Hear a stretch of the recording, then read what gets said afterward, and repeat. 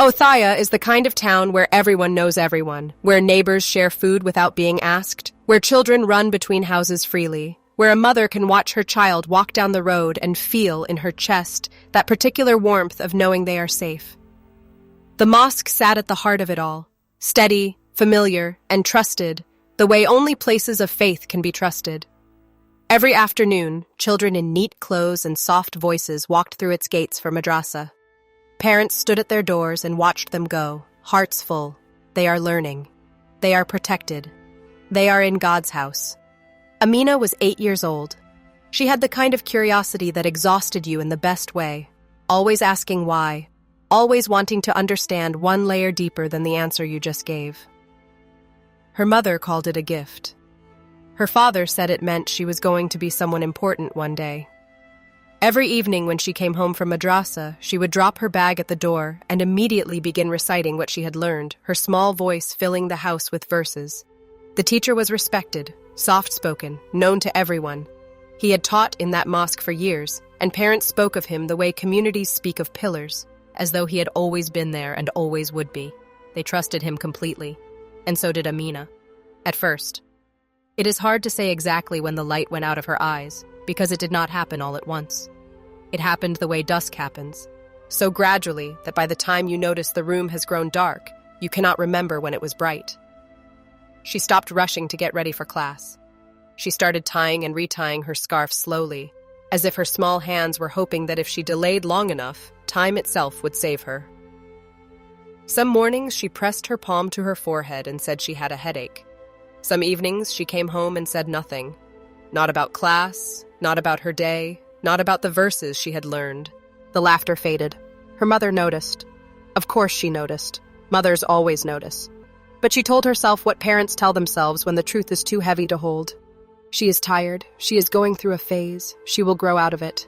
She was 8 years old. There was nothing to grow out of. One evening, Amina's mother found her in the corner of their sitting room, sitting on the floor with her knees pulled to her chest, staring at nothing. Amina!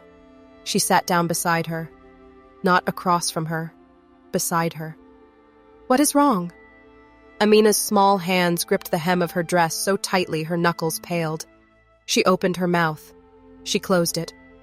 The teacher's voice was still in her head. No one will believe you. Speaking will only bring trouble to your family. But her mother did not move, did not check her phone, did not tell her to go wash up for dinner.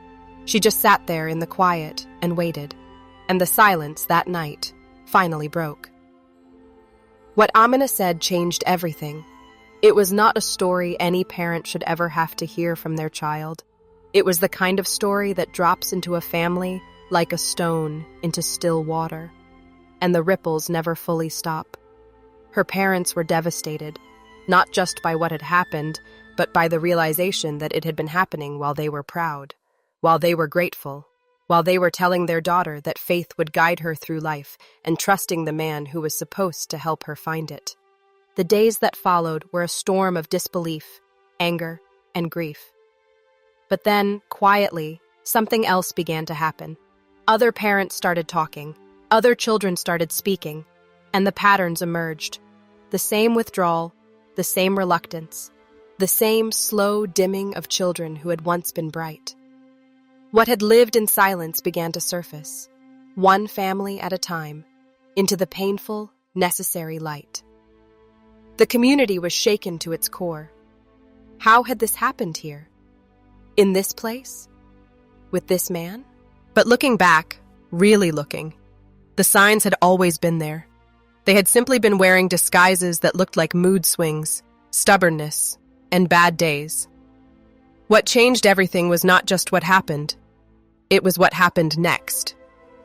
Parents stopped assuming that safety was guaranteed by walls and titles. They started sitting on the floor with their children, asking questions without rushing the answers, creating the kind of quiet that says you can tell me anything and I will not leave.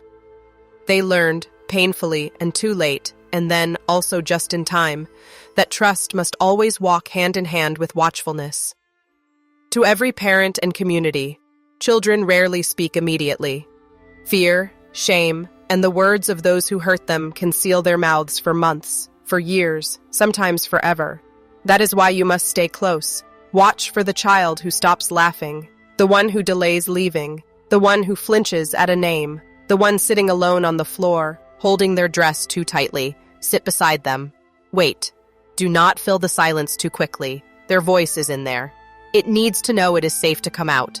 To every survivor, what happened to you was not your fault. Not in any way. Not even a small one. You were a child in a place that was supposed to protect you.